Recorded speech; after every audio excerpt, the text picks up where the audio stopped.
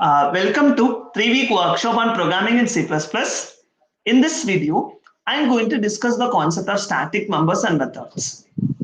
So we know that that means the memory allocation for the data member is separate for every object, so that by using an object we are going to access it. But in some kind of a situation, we need a common memory location for all the objects. For example, if you want to go for some token registration something and all, so that the token number is a common, even if for example if the human we are going for getting a token for admission or whatever may be. So if I'm going for the means if I'm an object, if I'm going there and for the admission, they allocate a one token number. That means that I'm going to take it I'm going to take a value a token number from the particular common place.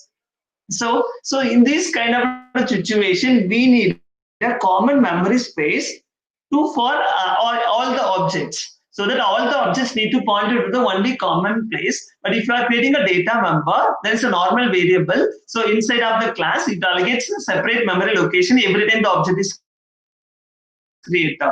So it is not suitable for allocating a common memory location. So if you want to allocate a common memory location, we can use the concept of static variables to allocate a common memory location. So the syntax for creating a common memory location is static. It is a keyword followed by the data type, then followed by its a variable name. So this is the way we are going to declare a static variable. But if it is a normal data member, so we have to create a data type and variable name. So if you are including a keyword, adding a keyword, a static keyword in front of the variable declaration, it will be act as a common, it will be act as a static variable, so that the memory location will be allocated as a common. So no memory location, separate memory location for a variable. Okay, just we will discuss with a simple example.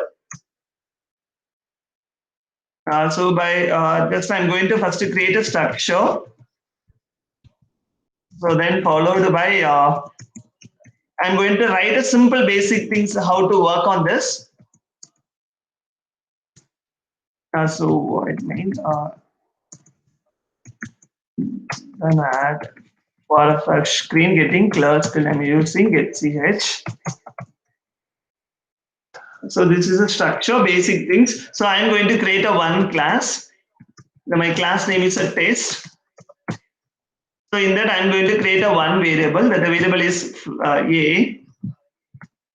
I'm going to create an object for the test. So P1. So assume that I'm going to allocate how many memory location will be allocated for a variable. So size of the object P1 equal to size of P1. I'm going to allocate another one size of P2. Then I'm trying to allocate display the size of the object P2.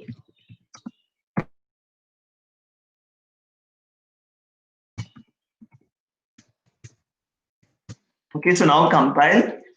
So we know that this is a float variable, so that it allocates a 4 bytes for every object. It will have only one data member. So that it's a 4 bytes are allocated for both the objects. Okay, so assume that if I'm going to allocate, I'm going to make it as a static variable. But you know that in a static variable, it will be initialized only once. And it will be used for all the same function execution. If you are executing many times, it reference to the same memory location. It cannot be initialized more than once. But during a compilation, it won't take any error message. But still, we don't know what is the default value for this. So this is the memory for allocation for the class. So that while running, it shows the undefined symbol. Just a minute. It is a static variable. So it will be pointed out so that it gets only one memory. Okay, so here just to assume that another one more variable also I'm going to create. It is a B. So if I'm going to run the program, it will allocate because we need to point out it so that it allocates one memory. But here it is memory only allocated for B. There is no memory allocated for this A. If you have only one variable, means only one static variable inside the vector, for every object it allocates only one object. Need to point out the location for the storage, means our locations. But But if it is another some other data member is there is no need for any memory location to point out. Okay, this is a 4 bytes only will be allocated. Assume that it is an integer.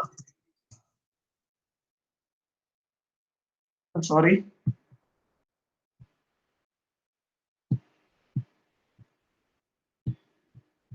So it is an integer. Just I'm going to run it.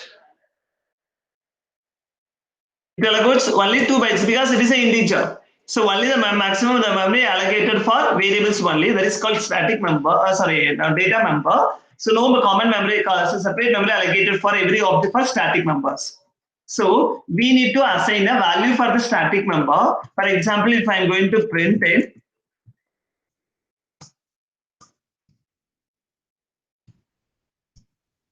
the value of static member is so for example, so it is a so static variable is a. I'm going to just print the value of a and try to call the function by using object.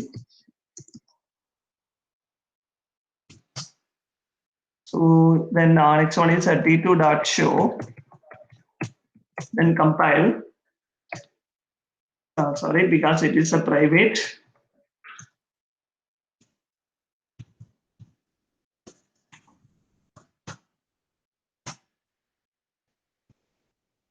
Just to compile. I'm going to run. Show that it error message that your undefined symbol test state means that we need to initialize for this CA because we are trying to access in. And so that the syntax for initializing is data type. The data, what is the data type of static variable, class name, scope resolution operator, and the name of your static variable name, then equal to value. Here the default value is 0. If the value is not assigned, it is assigned to some default value. For example, here the data type of my static variable is a floor, and the class name is a text, then scope resolution operator, then followed by my variable name a. So if not assigning value, it takes a default value. So just I'm running, it shows that it is a 0, 0. The value of the static variable is 0. Just a minute, I can display by one. Okay, so just I'm going to run. So the default value is 1 by 1 for the static variable. So in case if I'm going to assign some values like this, the initialization takes place only one time because only one memory will be allocated for this. Okay, so let us take to discuss with how the memory allocated for this static variable. So that is a one memory locations, so that it is a integer variable, it is a 2 bytes, but it is a floating point variable, it is a 4 bytes. So this is for a.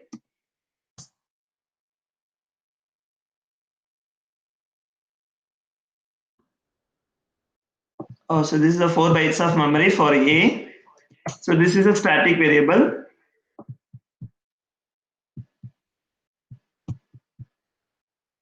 So I will make it as a static variable a.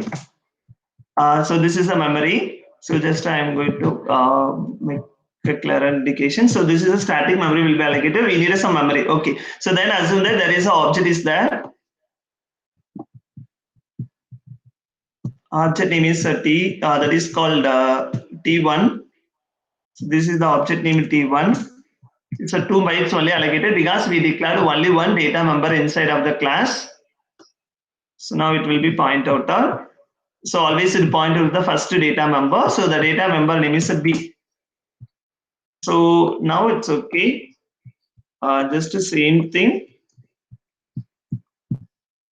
for P2 also. Okay, so now, so this is the way the memory will be allocated. This is for static variable. There is a common memory will be allocated. So just we have to try to display what is the address of every object. So see out. So I'm going to display the address of the object. So T1 equal to. So I'm going to display it. So if it is unsigned format, it is easy for us to understand. I'm going to understand that. So I'm going to display the address of the T1.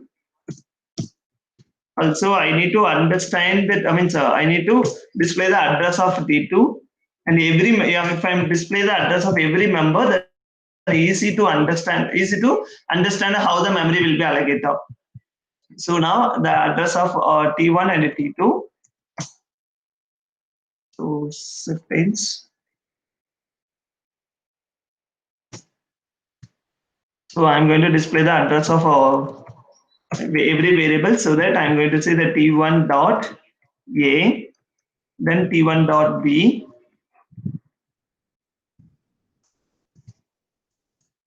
we are variable A. So variable is a static variable,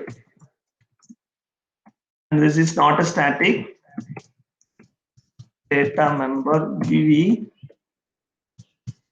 and I'm going to display the value of T2 and T2 dot A. So this is for object T2. So T2 variable, this is static.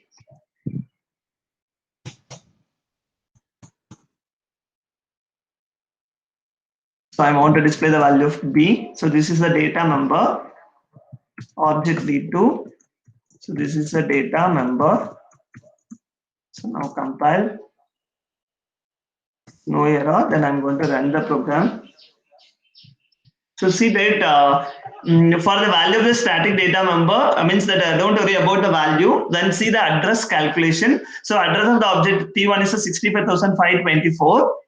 For see that means the object T1 contains only one data member, so that I told that always the first data member of address is equal to the address of the object. So 65,524 is the address of as usual object and as well as a B, and for T2 65,522. So it means that for a T1 65,524, and this is for 525. And this is for 65,522, and this is for 523. So we know that we needed 2 bytes of memory to store this. So same with that. So that the address of B is 65,524. Same with the address of object D2B is 65,522. Okay, now you can see that another one more address for a static variable. Both the address are pointed to 170. So that the address of the variable is 170 only. So it is a 4 bytes. So 171. So 172, 173, and 174. It is a 4 bytes only, so that it's a 170, 171, 72, 73. So that always is started with the point starting address, so that the address of A is 170 only. So from this we easy to understand that everything pointed to this address only. For object, both object T1 and T2, because these are the static variable, only the common memory will be allocated. So even though if I'm going to allocate another one more memory, means another one more object. Just a minute, just I can place it here. Assume my object name is so like T3. But for this is a static variable, so that for a static variable, it always to point to only one memory, so that it will also point to the same memory. So if any one of the object, if I'm saying that I'm saying initially it is a 10, so then after that I'm trying to say that T3 dot A equal to 45 like that. If you are stored, then automatically it will be changed as a 45.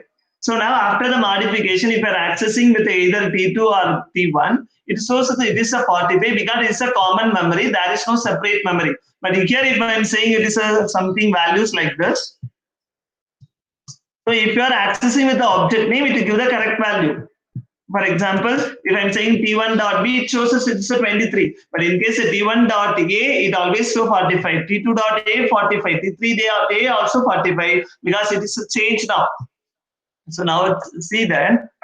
So now the object address allocation is okay. So now I need to assign it. So that is a T1 dot. That is an object name. So that T1 dot my static variable is A. I'm going to 3, 4, 5, 6. Now I'm going to show the value of T1, T2, same with T3, but still now T3 is not enabled. I mean, created, so that I'm going to assign it. See that after this only I'm going to calculate and I'm going to create an object. So we know that it will be initialized only once, so that the first time only it will be initialized, and after that it won't initialize. So that even though for T3.show also it shows the same variable, but even though the memory is allocated only at the end, nearly the end, but still it shows that it is the value. So from that we can easy to understand that by using a static variable, once by if you are creating a static variable inside of the class, it may be on any concept in object oriented, it allocates only the common memory, it won't allocate a separate memory for the for static function. It will always means for a static function, it is a common memory will be for static member function, it will process only the static variable. It will discuss on the next video. So now you have some clear idea about static methods. Sorry, static variables. Thank you.